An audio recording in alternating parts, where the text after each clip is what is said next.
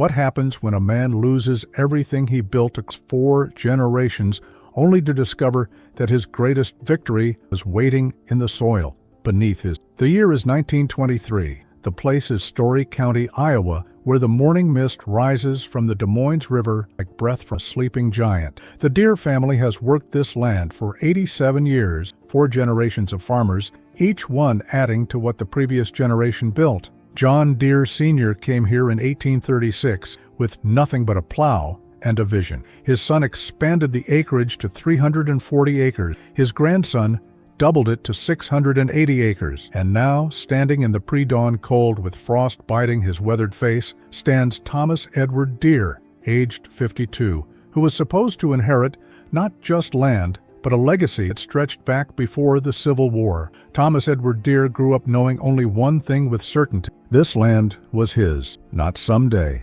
now. In every fiber of his being, in every story told by firelight, in every document locked in the oak chest in his father's study, this was his birthright. He had spent his childhood learning the secrets of soil. He had spent his adolescence building relationships with neighboring farmers. He had spent his early adulthood proving his worth through labor and innovation. At 30 years old, he had married Eleanor Whitmore, daughter of a banker from Des Moines, and together they had built something most farmers could only dream of: 2,000 acres by 1920, the largest mechanized farm in Story County. 13 employees, a grain silo that could store 10,000 bushels, a future that seemed stone. But on that morning in 1923, standing in the frost with a letter in his trembling hands, Thomas Edward Deere understood that everything he believed about certainty was a lie. The letter was from his uncle, Charles Deere, who represented the family holdings as the executor of his father's will. The letter, dated 3 days prior, and written in the formal language of legal machinery, informed Thomas Edward that upon his father's death 6 months earlier, a debt had been discovered. Not a small debt, a catastrophic debt. His father, it seemed, had made significant investments in railroad stocks that collapsed in the panic of 1920. Not just his own saving, but borrowed capital from 3 separate lending institutions in Des Moines, Chicago. The total amount owed was $93,412. At a time when an average farmer earned $1,000 per year, this was the equivalent of a death sentence. The letter further stated that to satisfy these debts and legal fees, the family holdings must be liquidated immediately. All 2,000 acres were to be auctioned to cover liability. The farmhouse, built by Thomas Edward's great-grandfather in 1854, was to be seized. The equipment, the livestock, the grain silo, everything was being converted to currency to pay creditors who lived in cities Thomas Edward had never visited, representing institutions he had never done business with. Charles Deere, the executor, was not simply the neutral administrator of his father's wishes. Charles was his father's younger brother, and Charles had never forgiven Thomas Edward for being named the primary heir. Charles had spent 30 years in Des Moines as a banker himself, accumulating his own wealth through financial instruments rather than labor. This debt, this auction, this destruction of his older brother's legacy was an opportunity Charles had perhaps unconsciously hoped for across those 3 decades of quiet resentment. Thomas Edward sat on the porch steps of the farmhouse that morning as the sun began to break through the mist. He could hear Eleanor calling from in, asking if he was coming in for breakfast. He could not answer. He could not move. At 52 years old, he was about to lose everything, not through poor farming, not through drought, disease, or market collapse he could have anticipated. He was losing everything because his father had made a single catastrophic financial decision, and his uncle had weaponized that decision against him, the full force of institutional law. When Eleanor finally came out and read the letter herself, standing in the same spot where she had stood as a young bride 22 years earlier, she did something that Thomas Edward would remember for the rest of his life. She did not cry. She did not scream. She simply placed her hand on his shoulder and whispered 3 words: "We will rebuild." What neither of them knew was that rebuilding would require them to understand something that few farmers in America had yet grasped. The world was changing. The horse was dying. The future belonged to iron. The auction took place on a gray day in late October of 1923. More than 200 farmers gathered at the courthouse steps in Nevada, Iowa, to watch the Deere family legacy be dismantled. Thomas Edward stood at the back of the crowd, watching strangers bid on fields his great-grandfather had cleared with his own hands, watching equipment his father had carefully maintained be knocked down to the highest bidder, watching the farmhouse, wraparound porch, and second-story windows being purchased by a speculator from Chicago who would never live there. By the end of the day, the Deere family owned nothing but the clothes they wore and whatever Eleanor had managed to save in a small account her father had set up in her own name. Thomas Edward was 52 years old, with no land, no equipment, no prospects beyond whatever manual labor he could find. He found work the next week at Hartwell & Sons, a grain mill on the outskirts of Ames. The pay was $12 per week, approximately 23% of what he had earned as an independent farmer. The work was monotonous: loading grain sack, monitoring machinery, performing maintenance on equipment he had no investment in. The position offered no advancement, no ownership stake, no possibility of building something. But Thomas Edward Deere understood something crucial in those early months, 1924. He understood that the force which had destroyed him was not malice, it was inevitability. The world was industrialized. Farming was being mechanized. The horse, which had been the foundation of agricultural economy for thousands of years, was becoming obsolete. And those farmers who did not understand this transition would be swept away by it. He began to study at night. Eleanor would find him by lamplight, reading agricultural journals, analyzing financial reports, studying the patents of new machinery. He was teaching himself the language of this new age, the language of mechanics and finance and industrial scale. In 1925, he began to notice something that few other people had noticed. There was a young engineer in Waterloo, Iowa, named C.H. Wellman, who was experimenting with something revolutionary: a tractor, not a steam engine, not a horse, but a machine that could replace both, powered by an internal combustion engine burning kerosene or gasoline. Thomas Edward left his job at Hartwell & Sons and moved his family to a rented cottage in Waterloo. He found work as a mechanic and handyman, but his real work was understanding tractors. He volunteered for Test Farm. He helped with equipment demonstration. He read everything published about internal combustion engine. He learned to understand the differential, the transmission, the fuel system, the ignition timing. What Thomas Edward was doing, without fully articulating it to himself, was preparing for revenge of a specific and sophisticated kind. He was learning the future. He was positioning himself not as a victim of change, but as someone who understood change so deeply that he could exploit it. By 1930, he had accumulated $14,000 through careful saving and additional work as a farm implement salesman. This money had come from Eleanor's careful domestic economy, from his own double shifts, from every sacrifice. $14,000. It sounds like a fortune, but in 1930, as the Great Depression was beginning to spread across America like a plague, it was barely enough to start something small. But Thomas Edward had a plan that required nothing more than timing and patience. He had discovered something about his uncle Charles that shaped everything that would follow.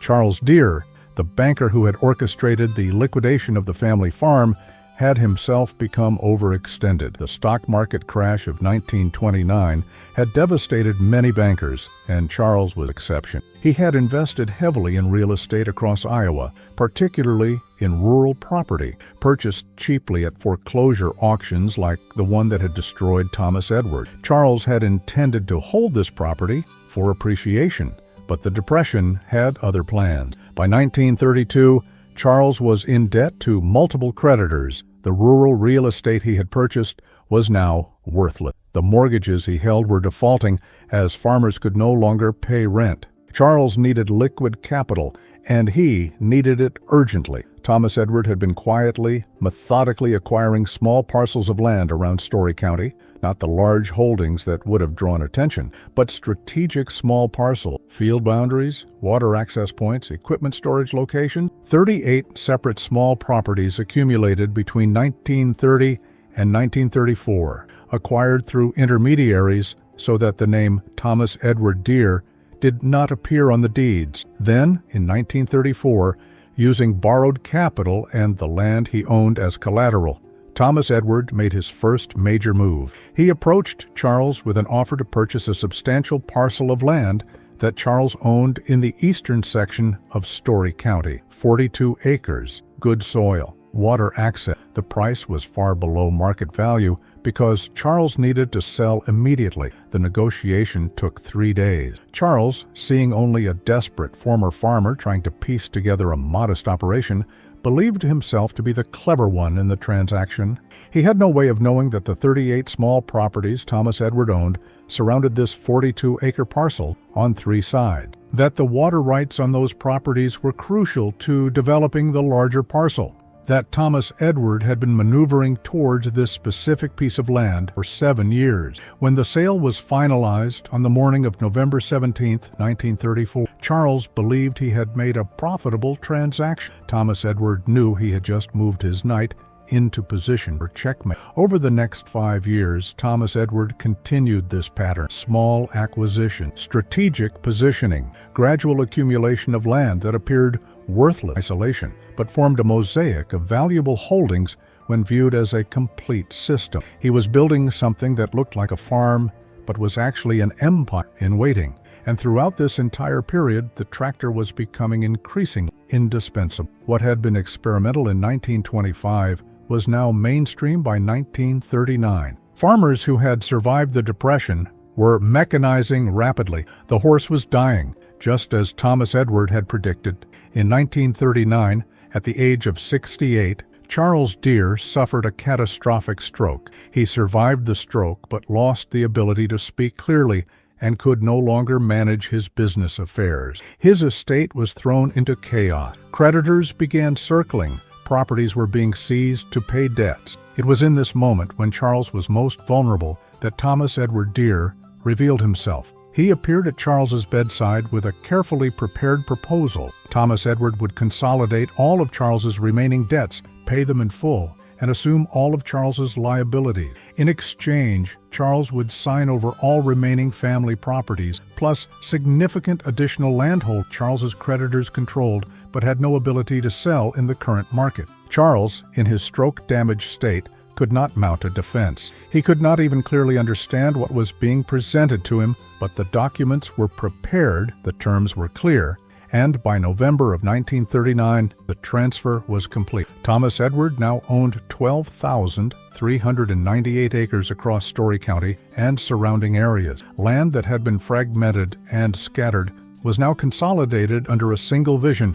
He was 68 years old. Most men his age were preparing for retirement. Thomas Edward Deere was preparing to become one of the largest agricultural operators in Iowa. But there was one final piece, and it was the piece that transformed this from a story of financial cleverness into a story about the future itself. In 1940, Thomas Edward invested his accumulated capital into 23 new John Deere Model D tractors. These were not the experimental machines of the 1920s. These were production models that had proven themselves across thousands of farms. 23 machines capable of plowing, harrowing, and harvesting his thousands of acres with a fraction of the labor that would have been required with horse teams. The transformation was complete in 1941, just as America entered World War II. Thomas Edward Deere, through mechanization and scale, was now producing agricultural output that would have required 500 horses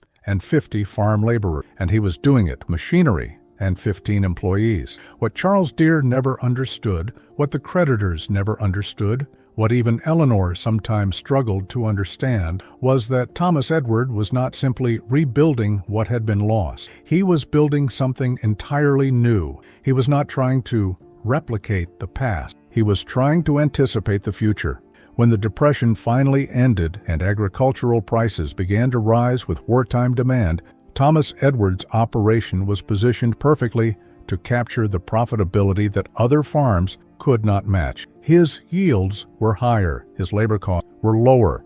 His mechanization gave him flexibility that traditional farms lacked. By 1945, at the age of 74, Thomas Edward Deere was the largest individual agricultural operator in Story County, generating annual revenues of $187,000. Charles Deere died in 1942, quietly in a care facility in Des Moines, his legacy entirely erased, his name removed from property records, his children inheriting nothing but debt. No one marked his passing. No one preserved his story. The uncle who had destroyed his nephew's legacy was himself destroyed, but not through revenge, through irrelevance. Thomas Edward lived until 1954, long enough to see his two sons inherit an operation that had grown to 14,000, with an additional network of equipment dealers and farm service businesses. Long enough to see his grandchildren growing up in a world where tractors were normal, where horse-drawn farming was becoming museum exhibits, where the future he had anticipated had become the present everyone took for granted. On his final morning in 1950, Thomas Edward stood in a field near the original homestead that his great-grandfather had claimed in 1836. The field was now part of a larger mechanized operation, producing grain yields that would have seemed impossible to his ancestors. The soil was the same soil. The location was the same but everything else had been transferred. What Thomas Edward Deere understood, and what took most of his lifetime to accomplish, was a fundamental truth about transformation. It cannot be rushed, it cannot be forced. It can only be anticipated, prepared for, and then exploited when the moment arrived. He had lost everything at 52. He had rebuilt at 68. But the rebuilding was not about returning to the past. It was about understanding the future so completely that he could position himself to benefit from the very forces that had initially destroyed him. The tractor did not simply change American farming. It changed the entire structure of rural society. It eliminated the need for seasonal labor. It accelerated rural depopulation as families moved to cities. It consolidated land holdings as small farmers were unable to afford mechanized equipment. It transformed farming from a lifestyle into an industry. And those farmers who understood this transition, who prepared for it, who invested in it, became the agricultural princes of the 20th century. Thomas Edward Deere was one of them, not because he was smarter than other farmers, not because he was luckier, but because he understood that revenge is not destruction. Revenge is transformation. Revenge is becoming so successful, so prosperous, so absolutely vindicated in your vision of the future that those who opposed you are simply left behind, irrelevant, forgotten. What we learn from this story transcends the particular history of one Iowa. We learn that loss, real loss, the loss of everything you built and everything your family expected, can be the beginning of something greater than what was lost. We learn that understanding the direction of history is more valuable than controlling the present. We learn that patience combined with strategic vision is more powerful than emotional react, but we also learn something darker. We learn how the mechanization that created prosperity for some created devastation for others. Thousands of small farmers who could not afford tractors were forced out of agriculture. Rural communities that had existed for generations emptied as young people migrated to industrial cities. The consolidation that made Thomas Edward Deere wealthy also destroyed entire ways of life. The horse did not simply disappear. The farmers who could not adapt disappeared with it. This is the paradox of progress. Every transformation creates winners and losers. Thomas Edward Deere was a winner, but his victory was built on the foundation of thousands of losses. The story of the tractor is not simply a story of technological innovation. It is a story of economic displacement, of cultural destruction, of the violent restructuring of society in service of efficiency and profit. The question we should ask ourselves, watching this story from our contemporary moment, is whether we are Thomas Edward Deere, positioned to benefit from the transformations coming toward us, or whether we are the farmers with horses, unable to understand why the world is changing around us, watching our way of life become obsolete before we even understand that it is happening. The future belongs to those who anticipate it, but what price do we pay for that end, and who pays it for us?